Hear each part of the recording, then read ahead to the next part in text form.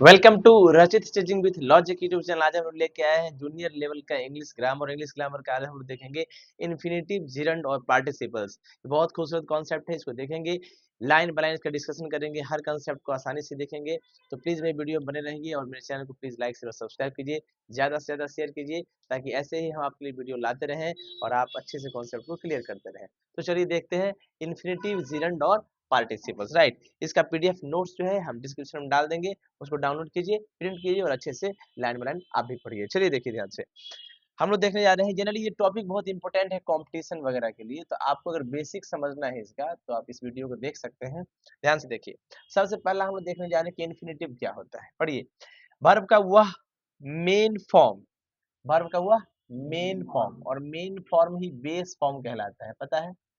Main form ही base form कहलाता है, और बेस फॉर्म को ही हम लोग क्या कहते हैं? वर्ब का फर्स्ट फॉर्म कहते हैं। राइट, जिस पर वाक्य के सब्जेक्ट के नंबर और पर्सन का कोई प्रभाव नहीं पड़ता। इन्फिनेटिव क्या होता है? जिसमें सेंटेंस का नंबर यानी सब्जेक्ट, सब्जेक्ट जो होता है ना, सेंटेंस के सब्जेक्ट का नंबर और क्या, नंबर और पर्सन का कोई इफेक्ट नहीं पड़ता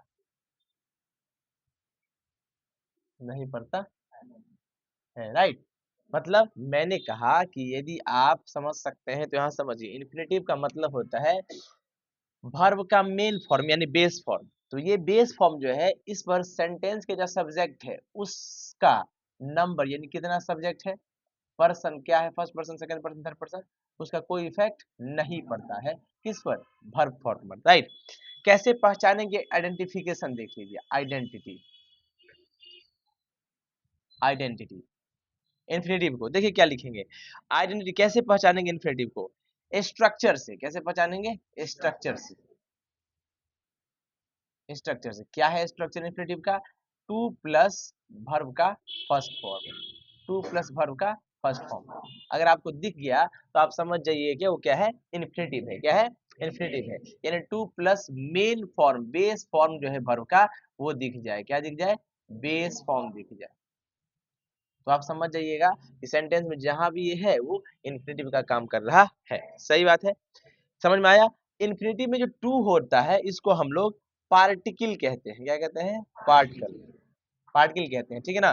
तो इन्फिनेटिव का ये वर्ब हुआ, ये पार्टिकल हुआ। राइट, कोई दिक्कत? देखो ध्यान से लिखा है, मेन फॉर्म ऑफ वर्ब्स है ना, हमेशा होगा यही। हाँ बिल्कुल, हमेशा यही होगा, ऑलवेज होगा टू प्लस वर्ब का फर्स्ट फॉर्म। अगर ऐसा हुआ तो आप समझ जाइएगा यही इन्फिनेटिव है। क्या है? इन्फिनेटिव है। इसका मतलब क्या है? यदि हम आप देख रहे हैं सेंटेंस में कभी भी हमको नजर आए टू प्लस वर्ब का फर्स्ट फॉर्म, तो हम समझेंगे कि टू प्लस वर्ब का फर्स्ट फॉर्म जो है वही आपका इन्फिनेटिव का काम करता है। इन्फिनेटिव का काम करता है, तो इन्फिनेटिव हो गया। राइट, सेंटेंस में दिख जाएगा टू प्लस वर्ब का फर्स्ट फॉर्म। इस इन्फिनेटिव में टू जो होता है इसको पार्टिकल कहते हैं, और वर्ब का फर्स्ट फॉर्म तो आप जानते ही एक्टिविटी होता है। सही बात है। चलिए अब देखिए आगे क्या कहता है। इस पार्टिकल का अपना कोई अर्थ नहीं होता है। क्या पार्टिकल का अपना कोई मीनिंग होता है? ये मीनिंगलेस होता है, मीनिंगलेस होता है।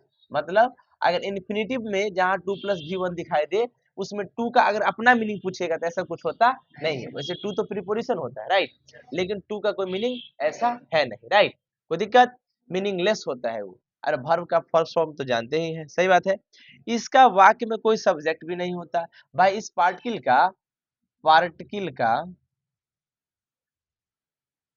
का सेंटेंस में कोई सब्जेक्ट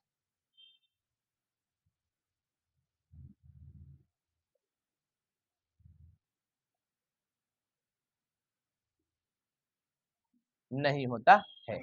मतलब इस पार्टिकल का कुछ नहीं होता, ना सब्जेक्ट होता है सेंटेंस में, और ना ही इसका कोई मीनिंग होता है। कोई दिक्कत? यह खुद सेंटेंस में सब्जेक्ट, ऑब्जेक्ट या कंप्लीमेंट के रूप में यूज होता है। मतलब टू जो है सेंटेंस में सब्जेक्ट ऑब्जेक्ट या कॉम्प्लीमेंट के रूप में यूज होता,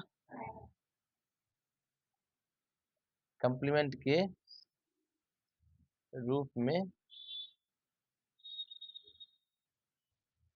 यूज होता। सही बात है, कोई दिक्कत? तो ये इसकी किसके बारे में था? टू के बारे में था, राइट।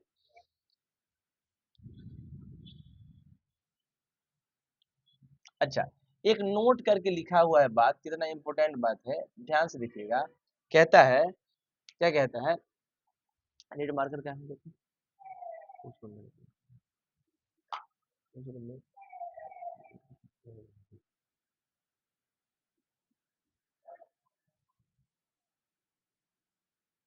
देखिए नोट में क्या लिखा है, ध्यान से पढ़िएगा। कहता है इन्फिनेटिव कभी अकेले नहीं आता है, इन्फिनेटिव कभी अकेले नहीं आता है।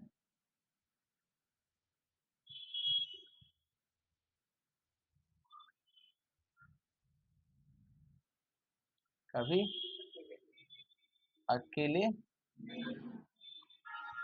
नहीं आता है।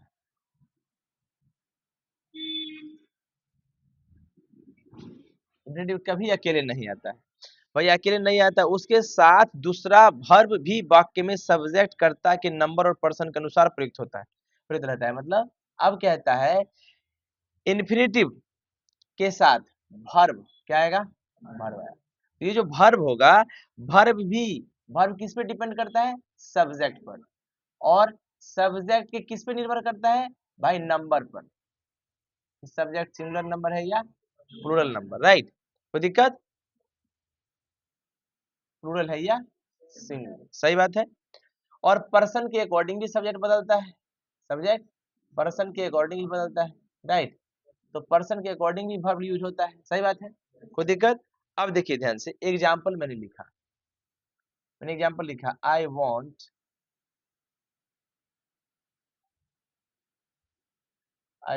To go, I want to go, the boys, the boys wants, the boy wants to go, right। मैंने फिर लिखा the patient, the patient, the patient is about to die, we want to have a car। सही बात है, देखिए ध्यान से। अब देखिएगा ध्यान से, मैंने कहा, आप यहाँ देख सकते हैं, यहाँ क्या है सेंटेंस में, टू गो है, क्या है, टू समझिए पार्टिकल है, क्या है, और गो क्या है, वर्ब का फर्स्ट फॉर्म। दोनों मिल गया क्या बना, इन्फिनिटिव, टू प्लस वर्ब का first form, to plus verb का first form, to plus verb का first form, to plus verb का, हैव भी वर्ब का फर्स्ट फॉर्म ही होता है, सही है। जब ये मेन वर्ब की तरह ट्रीट करे, किसके तरह, मेन वर्ब की तरह ट्रीट करे, राइट। कोई दिक्कत? आप देख सकते हैं ये भी इन्फिनिटिव है, ये भी इन्फिनिटिव है, ये भी इन्फिनिटिव है, ये भी इन्फिनिटिव है। कोई दिक्कत बंधु? चलिए, समझ में आया? चलिए, कोई दिक्कत, समझ में आ गया ना? चलिए, अब हम लोग देखने जा रहे हैं, देखो टू प्लस वर्ब का फर्स्ट फॉर्म नजर आया तो क्या हो गया, इन्फिनिटिव हो गया, है ना। अब हम लोग देखने जा रहे हैं बेयर इन्फिनिटिव। क्या देखने जा रहे हैं, बेयर, ध्यान से देखिएगा।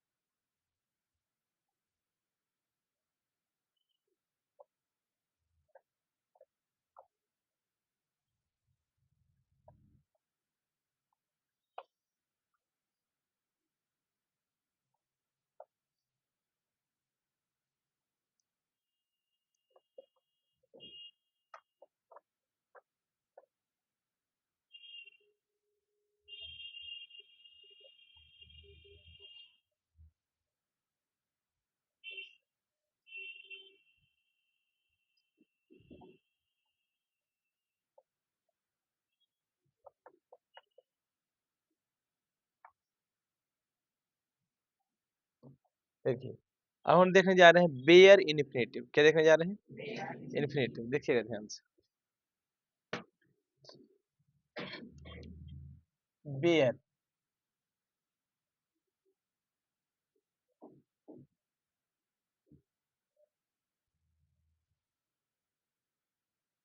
बेयर इन्फिनेटिव क्या होता है? बेयर इन्फिनेटिव ध्यान से देखिए।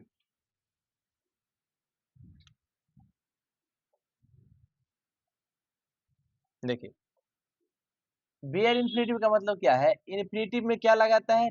टू प्लस वर्ब का फर्स्ट फॉर्म रहता है ना। लेकिन जो बेयर इन्फिनेटिव है उसमें टू लगा नहीं रहता है। क्यों? देखिए ध्यान से। कहता है इन्फिनेटिव में,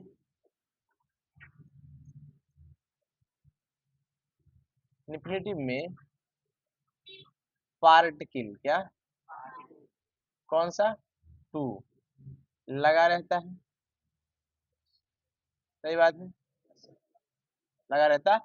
परंतु कुछ वर्ब ऐसे होते हैं भाई, कुछ वर्ब ऐसे होते हैं, कुछ वर्ब ऐसे होते हैं जिनके बाद इन्फिनेटिव, इनके बाद अगर इन्फिनेटिव आएगा, है ना, तो वो विदाउट टू आएगा, उसमें टू नहीं आएगा, टू नहीं आएगा।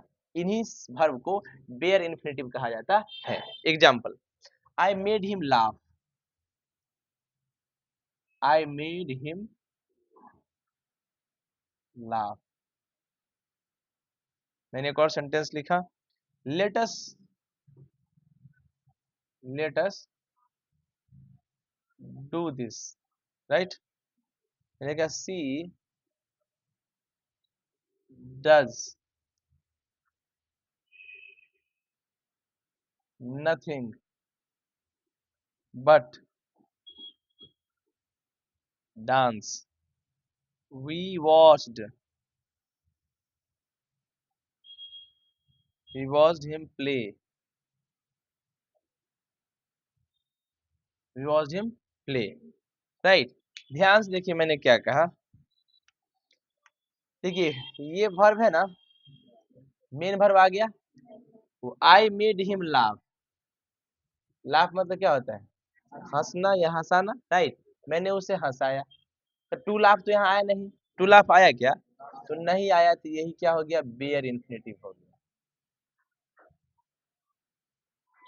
है तो वर्ब ही, लेकिन टू के साथ ये नहीं आया है ना।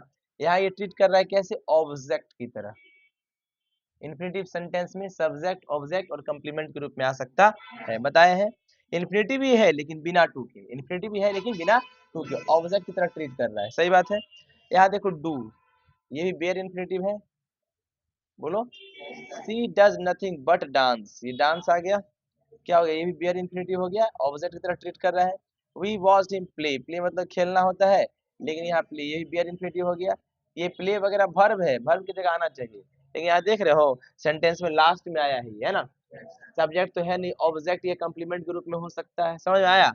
वी वॉच्ड हिम प्ले, है ना, वी वॉच्ड हिम प्ले, मैंने उसको देखा खेलते हुए। सही बात है ना। ये सब बेयर इन्फिनेटिव है तो वर्ब ये सब, लेकिन बिना टू के आ रहा, यानी क्या होगा? ये बेयर इन्फिनेटिव होगा। ये ऑब्जेक्ट की तरह ट्रीट कर सकता है, कॉम्प्लीमेंट की तरह ट्रीट कर सकता है और सब्जेक्ट की तरह ट्रीट कर सकता है। कोई दिक्कत? अच्छा, हम लोग अब देखने जा रहे हैं पार्ट फुल इन्फिनेटिव। इधर देख लेते हैं, ये फुल इन्फिनेटिव,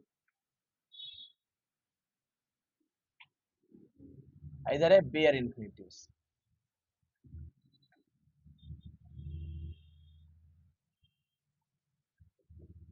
सही है। देखिएगा ध्यान से, मैंने कहा एक सेंटेंस लिखा, टू वॉक,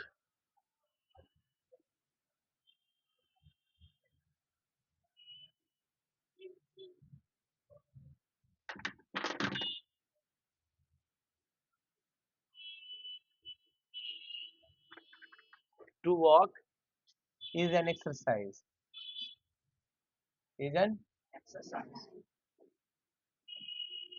है ना। अब उधर क्या लिखा है? She made him weep, she made him weep. मैंने सेंटेंस लिखा, it is easy to solve, it is easy to solve, मैंने इधर लिखा let him do this, let him, right. अब सेंटेंस देख रहे हैं, कोई दिक्कत? अब यहाँ देखो ध्यान से, क्या है, मैंने कहा to walk is an exercise, तो यहाँ टू वॉक है, टू प्लस वर्ब का फर्स्ट फॉर्म इंफिनिटिव है, लेकिन यहाँ देखो she made him weep, weep मतलब रोना होता है, बेयर इंफिनिटिव है, बिना टू के आया है, राइट। टू सॉल्व इंफिनिटिव है, टू प्लस वर्ब का फर्स्ट फॉर्म, लेकिन यहाँ डू जो आया वो बेयर इंफिनिटिव, मेरे अंदाज से कोई दिक्कत नहीं, समझ में आया? अब हम लोग सेकंड पार्ट देखने जा रहे हैं जीरंड, क्या देखने जा रहे हैं? जीरंड, देखिएगा।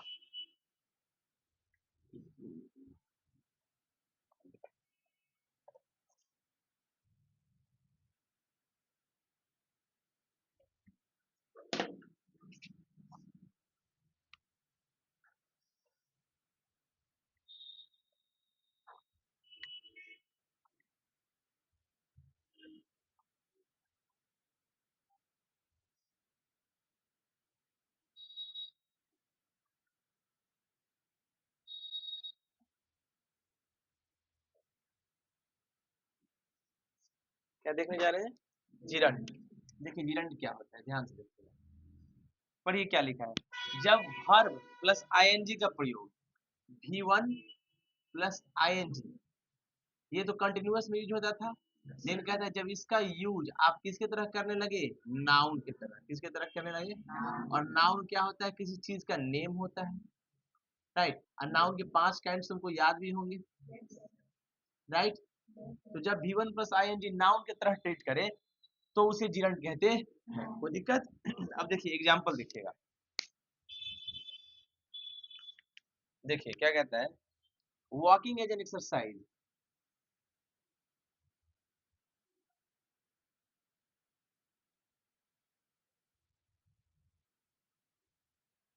टहलना क्या है, एक एक्सरसाइज है, व्यायाम है, राइट। देखो वॉक है ना, V1, इसके साथ क्या लगा हुआ है, आईएनजी, है ना, तो वर्ब का फर्स्ट फॉर्म और आईएनजी यहाँ सेंटेंस के शुरू में आया है, तो टहलना है एक एक्सरसाइज, राइट। ये नाउन की तरह ट्रीट कर रहा है, तो इसको नाउन नहीं कह के हम लोग जीरंड कहेंगे, क्या कहेंगे, जीरंड कहेंगे, समझ में आया? चलिए कोई दिक्कत? और देख रहे हो यहाँ सब्जेक्ट के रूप में यूज हो रहा है, क्या हो रहा है, सब्जेक्ट के रूप में यूज हो रहा है, किसके रूप में, सब्जेक्ट के रूप में। और सब्जेक्ट बनने का काम ये तो नाउन और प्रोनाउन क्या होता है, तरह होता है, लेकिन V1 प्लस आईएनजी प्रोनाउन नहीं, नाउन होगा, क्या होगा, नाउन होगा, अगर नाउन हो गया तो यही क्या हो जाएगा, जीरंड हो जाएगा, कोई दिक्कत? एग्जांपल देखिए, I like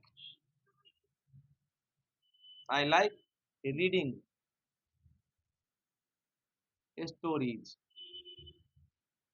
I like reading stories, right. तो लाइक क्या होता है, वर्ब, क्या होता है, ये तो मेन वर्ब है, लेकिन मेन वर्ब है यहाँ, यहाँ ये मेन वर्ब है, आई लाइक मुझे अच्छा लगता है ना, ये मेन वर्ब है, तो ये क्या है, वर्ब का first form plus ING.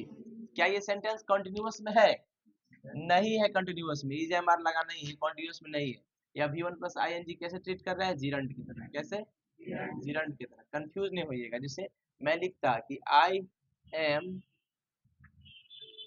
Reading a book, तब ये क्या होता, प्रेजेंट कॉन्टिन्यूअस टेंस होता है, क्योंकि एम के साथ V1 प्लस आईएनजी वर्ब की तरह ट्रीट कर रहा है, किसकी तरह, वर्ब की तरह ट्रीट कर रहा है ना, समझ में आया? चल, अगला सेंटेंस मैंने लिखा, सीइंग इज बिलीविंग,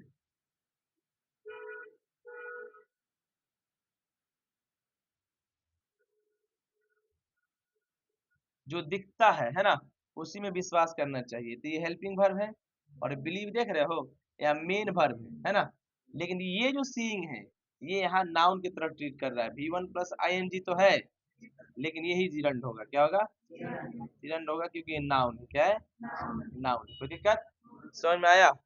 चल, यहाँ सब्जेक्ट की तरफ ट्रीट कर रहा है, कोई दिक्कत? चल,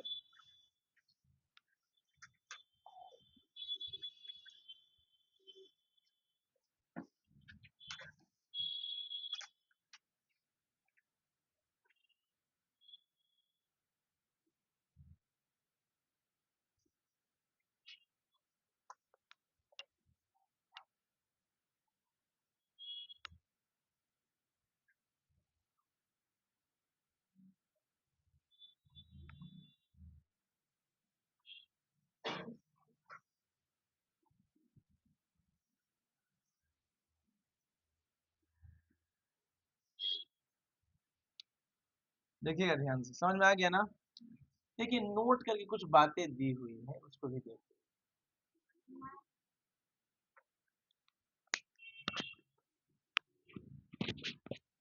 देखिए एक सेकंड,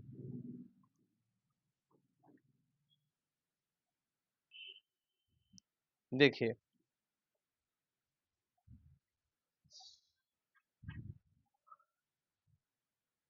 जिरंड भी क्या, जिरंड भी सेंटेंस के, सेंटेंस के नाउन, ऑब नाउन यानी सब्जेक्ट, सेंटेंस के सब्जेक्ट,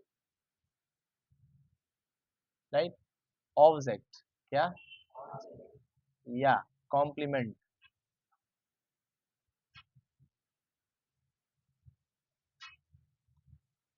कॉम्प्लीमेंट की तरह यूज हो सकता है।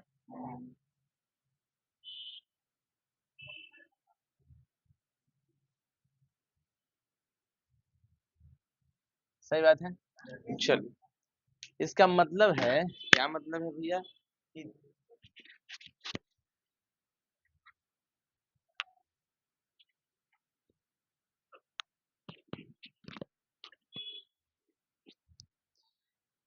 इसका मतलब क्या है, इसका मतलब है कि मीन्स जिरंड,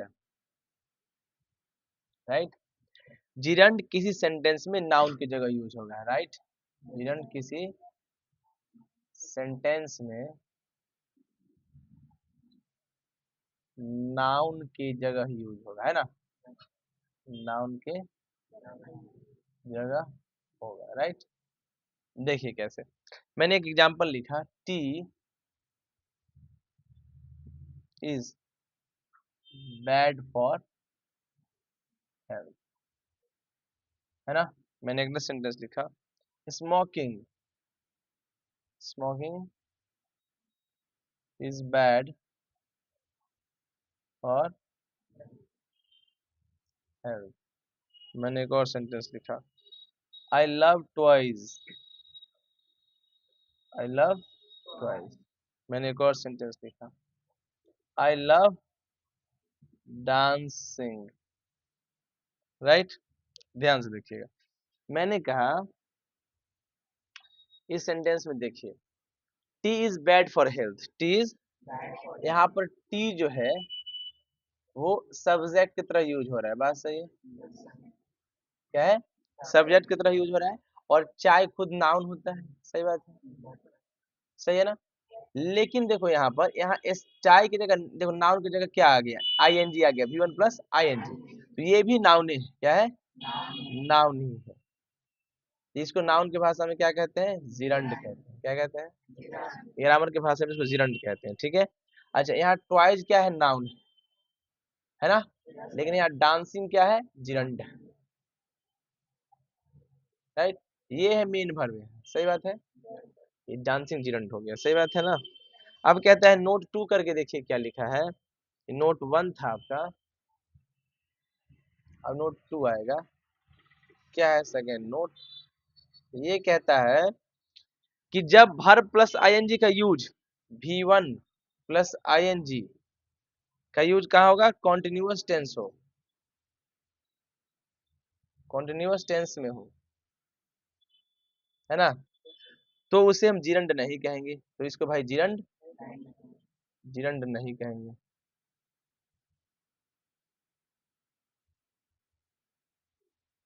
है ना। एग्जाम्पल मैंने दिखा, रचित is writing on the board, right, board पर लिख रहा है ना। आप देख सकते हैं यहाँ पे जो ये है V1 प्लस आईएनजी है, राइट, V1 प्लस आईएनजी है, लेकिन ये जिरंड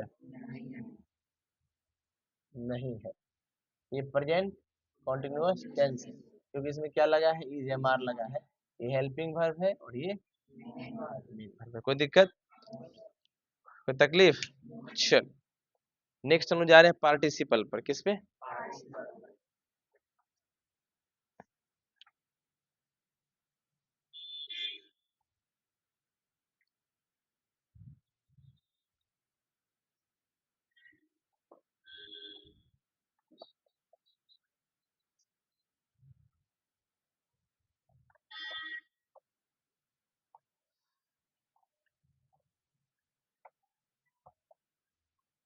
देखिए, कहता है पार्टिसिपल क्या है। दो तरह के पार्टिसिपल होते हैं। पहला होता है प्रेजेंट पार्टिसिपल। क्या होता है?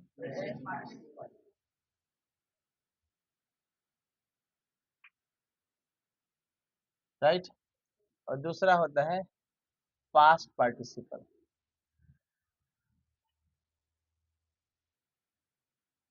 सही है। जो प्रेजेंट पार्टिसिपल होता है बंधु, वो V1 वर्ब का फर्स्ट फॉर्म यानी वर्ब प्लस आईएनजी होता है।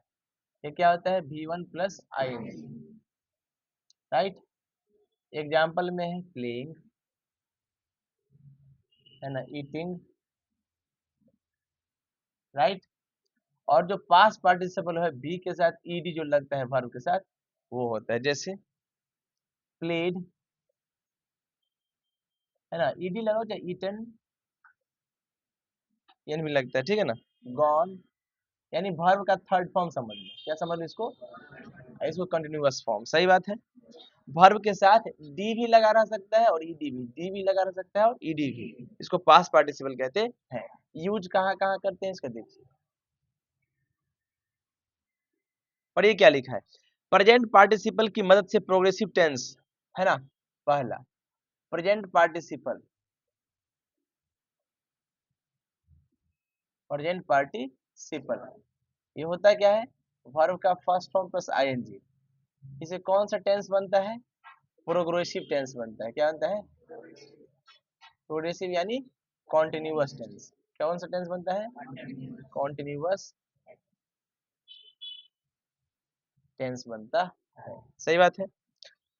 तथा, अच्छा ये हो गया। अब दूसरा देखो, पास्ट पार्टिसिपल। दूसरा क्या है?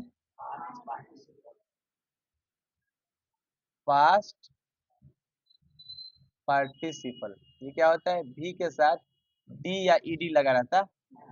इसका यूज जो है आपको परफेक्ट टेंस में होता है। किसमें? परफेक्ट टेंस में यूज होता है, या वॉइस नाम का जो चैप्टर है उसमें वॉइस के नाम में पैसिव वॉइस बनाने के लिए यूज होता है। इसके लिए होता है पैसिव वॉइस बनाने के लिए यूज होता है। राइट।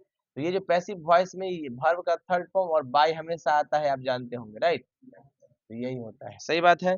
चलिए, तो अब पार्टिसिपल कितने प्रकार के? दो प्रकार के। Present participle V1 plus ING, playing, going, eating etcetera. Right. यानी उसका काम कहाँ होता है? प्रोग्रेसिव सेंटेंस को बनाने के लिए, टेंस के स्ट्रक्चर को बनाने के लिए, कंटिन्यूअस टेंस जो होता है उसके लिए। और वर्ब का फर्स्ट फॉर्म यानी भी प्लस ईडी, यानी वर्ब का थर्ड फॉर्म जो होता है, वर्ब और ईडी जिसके साथ लगाते हैं, यानी वर्ब का थर्ड फॉर्म जो बन जाता है। राइट। उसी को हम लोग पास्ट पार्टिसिपल फॉर्म कहते हैं। परफेक्ट सेंटेंस में उसका यूज होता है, या आप चाहें तो उसका यूज कहाँ कर सकते हैं? Passive voice. एक्टिव से जब पैसिव बनाते हैं तो पैसिव के स्ट्रक्चर में वर्ब का थर्ड फॉर्म प्लस बाय हमेशा आता है। चलिए देखिए ध्यान से। अब हम क्या कुछ एग्जाम्पल देख रहे हैं। आई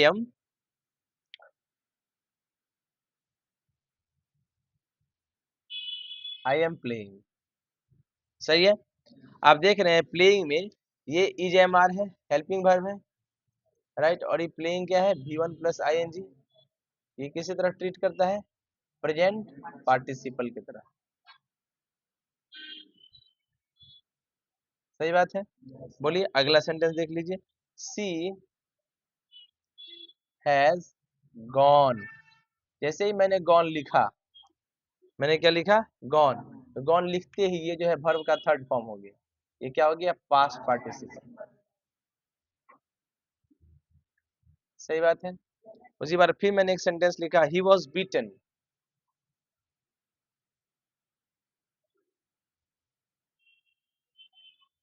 राइट। जैसे बीटन है ना, वर्ब का क्या दिख गया? Third form. ये भी क्या हो गया? Past participle. They were working, उसको दे कर दीजिए। दे वर वर्किंग, वे काम कर रहे थे। राइट। जैसे क्या आया? भी वर्ब का फर्स्ट फॉर्म प्लस आईएनजी आया। ये क्या हो गया? Present participle. सही बात है। चलिए आगे देखिए दूसरा में क्या कहता है। सेकेंड यूज क्या है, कहता है प्रेजेंट पार्टिसिपल तथा पास्ट पार्टिसिपल का यूज जनरली एडजेक्टिव की तरह भी होता है। Present participle and past participle, है ना, दोनों का यूज जो है एडजेक्टिव की तरह भी होता है। और एडजेक्टिव जो होता है भैया वो नाउन का क्या बताता है, क्वालिटी बताता है। सही बात है। चल देखिएगा ध्यान से, मैंने एक सेंटेंस लिखा,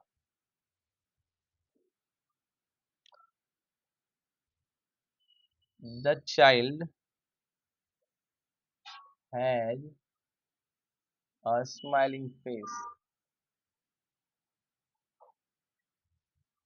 मैंने एक और सेंटेंस लिखा, we have no drinking waters.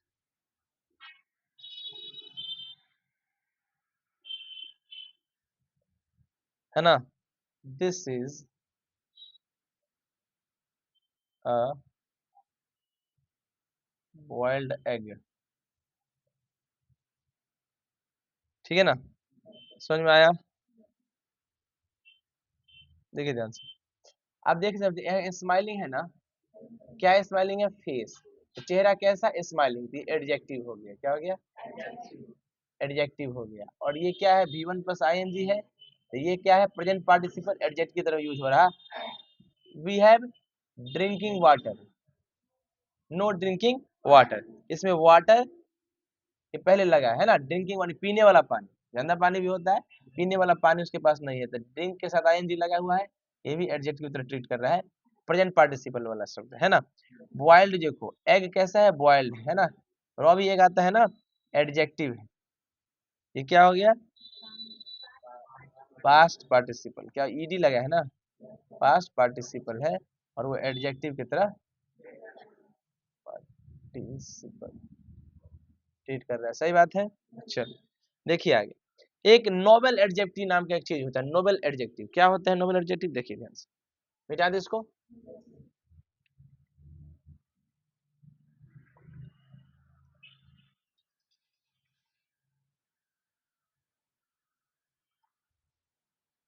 Nobel adjective क्या होता है, ध्यान से देखिए।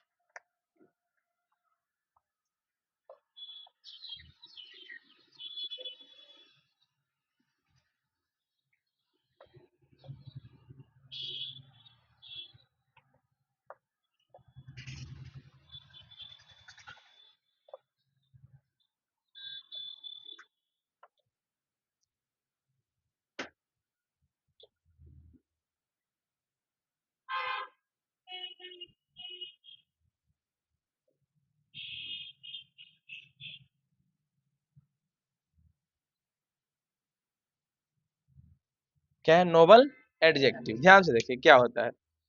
नोबल एडजेक्टिव मतलब no adjective.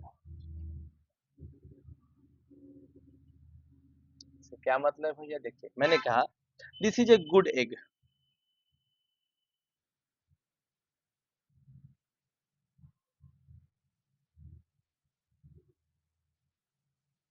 This is a good egg. फिर देखिए मैंने कहा एक और सेंटेंस,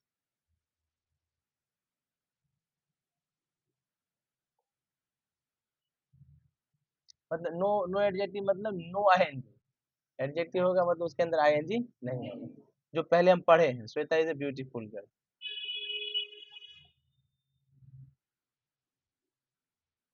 जो एडजेक्टिव हम पढ़ के आए हैं बंधु, ठीक ना, उसमें ING लगाते थे क्या, नहीं नहीं लगाते थे। तो ये एग कैसा है, अच्छा है, ये गर्ल कैसी है, ब्यूटीफुल है, इसका मतलब ये सब कोई नोबल एडजेक्टिव है, क्या है, नोबल एडजेक्टिव। जो हम पहले पढ़े हैं वो नोबल एडजेक्टिव है।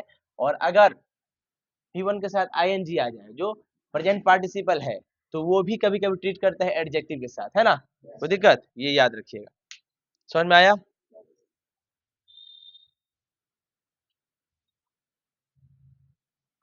देखो पार्टिसिपल क्या है,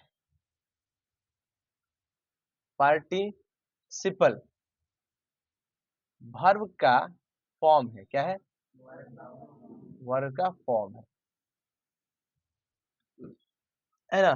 जिसका यूज कहाँ है भैया? उसका यूज कहाँ है? प्रोग्रेसिव में, प्रोग्रेसिव या परफेक्ट में। परफेक्ट टेंस बनाने में कौन है? पार्टिसिपल यूज होता, वर्ब का ही फॉर्म है, राइट। ये कंफ्यूजन क्या है जिरंड और पार्टिसिपल में? तुम देखा कंफ्यूजन का टॉपिक क्या है? देखिए, तुम देखो ध्यान से, जिरंड जो होता है उसमें भी, और पार्टिसिपल जो होता है वो भी कौन? Present participle, right.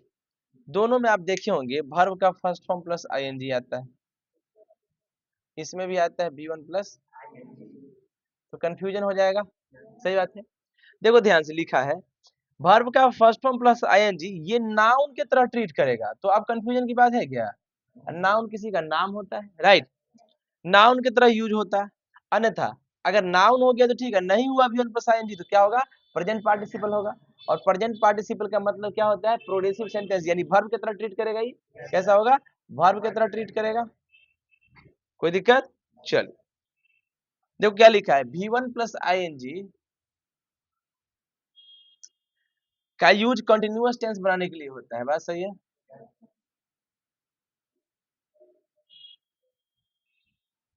Continuous tense में यूज होता है, सही बात है। एक एडजेक्टिव के रूप में हुआ है तो इसे पार्टिसिपल कहेंगे। अगर ये एडजेक्टिव की तरह हो रहा है यूज तो इसको क्या कहेंगे? पार्टिसिपल कहेंगे।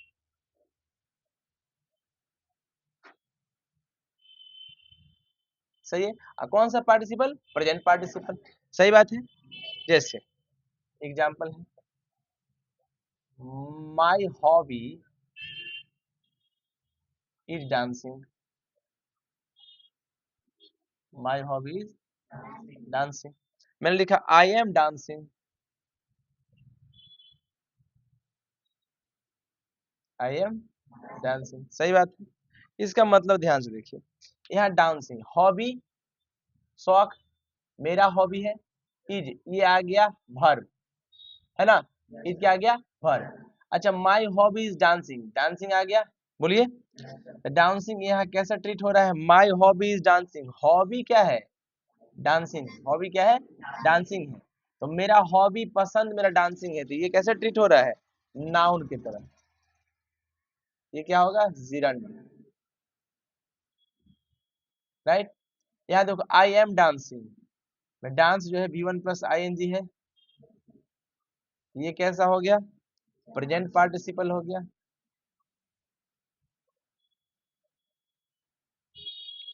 सही बात है। कोई दिक्कत? चल, तो आज के लिए इतना ही तक रखते हैं। हम लोग का इन्फिनेटिव, जिरंड और पार्टिसिपल खत्म हो गया। बार बार इस लेक्चर को देखिए और मेरे चैनल को लाइक शेयर सब्सक्राइब कीजिए। Thank you so much, thanks a lot.